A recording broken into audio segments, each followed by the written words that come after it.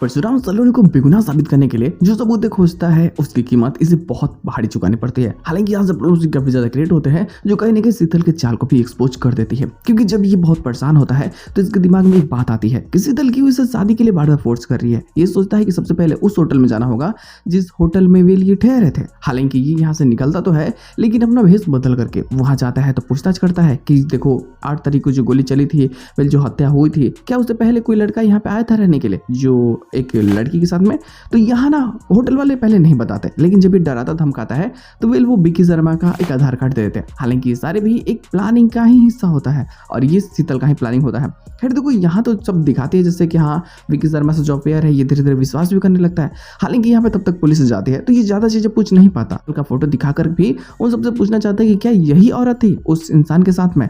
देखो वो हाँ ना करते इससे पहले ही ये यहाँ से निकल जाता है क्योंकि पुलिस वाले आ जाते हैं। अब देखो ये जाता है तो शीतल इसे शादी करने के लिए फोर्स करने लगती है। ये समझ में नहीं आता इससे कि ये क्या करे, ये अभी शादी कर ले, लेकिन इससे पहले इसे लगता है कि नहीं इसने भले मेरी जान बचाई है लेकिन मुझे अपनी वाइफ को बेगुनाह साबित करना है। अगर गोली चलाया किसने है, और ये इस चीज के लिए अपना साम दाम दंड भेद लगाने लगता है। हालांकि सलोनी से कहने के उसके घर वाले रिश्ते जो तोड़ चुके होते हैं तो यहाँ सबसे ज्यादा बदनाम वे लोग वही लोग करते हैं। हालांकि एक ही इंसान होता है जो सपोर्ट कर रहा होता है। खैर देखो सलोनी माँ भी करती है लेकिन यहाँ फिलहाल उसकी बहन नंदनी पे उसकी मदद करती है और वो इन सब के खिलाफ जाती भी है सिर्फ और सिर्फ ये साबित करने के लिए कि हाँ वो बेगुनाह है। हालांकि यहाँ जो सबूत हाथ लगता है परशुराम के वो बहुत ही ज़्यादा मजेदार होती है। खैर देखो इन्हीं सभी प्लॉट के साथ में एपिसोड की तो एंडिंग करती जाती है। हालांकि धीरे धीरे जब जब परशुराम कॉल कर रहा होता है तब तक विक्की बार बार घर पे ही मिल रहा होता है तो जिस कारण इसके मन में कुछ उल्टी सीधी बातें चलने लगती है। लेकिन तब तक ये काफ़ी ठीक हो चुका होता है और ये उन लोगों को खोज पकड़ता है जिन लोगों ने इसके ऊपर हमला किया था।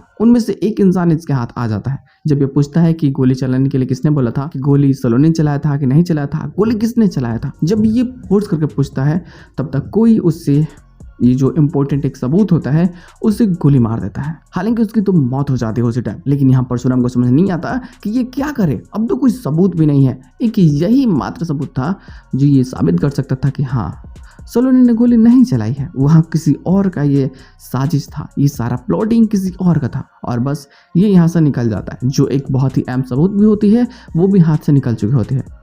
अब ये बहुत ज़्यादा परेशान हो जाता है कि ये क्या करे क्या ना करे, लेकिन अब सोचता है कि क्यों ना शीतल जो मुझसे इतनी नज़दीकियाँ बढ़ाने की कोशिश कर रही है, मैं इससे प्यार के झांसे में लेकर के इसका सारा सच निकलवा लूँ। और इसी चीज़ के लिए ये यहाँ से नाटक करने लगता है प्यार मोहब्बत का। हालांकि इस चीज़ का फ़ायदा शीतल ये उठाती है क्योंकि इन्हीं सभी चीज़ों को दिखा करके वो मतलब सलोनी के मन में ये पैदा कर देती है कि देखो तुम्हारा पति जिंदा है लेकिन तुमसे दूर है और वेल वो मेरे साथ में खुश है, तुम तलाक दो और छोड़ दो। हालांकि वो कहीं ना कहीं रिश्ते तोड़ने की बहुत सारी कोशिशें भी करेगी लेकिन चीज़ें यही कॉम्प्लिकेटेड और काफ़ी मज़ेदार भी होने वाली है। गुड देखते हैं लोग आने वाले प्लॉट्स में और क्या चीज़ हो सकती है। खैर अगर कोई प्लॉट्स आती है तो बातें जरूर जाएगी। फिलहाल आज के एपिसोड में इतना ही, हम लोग मिलते हैं बहुत जल्द किसी नए एपिसोड के साथ में। तब तक के लिए बाय।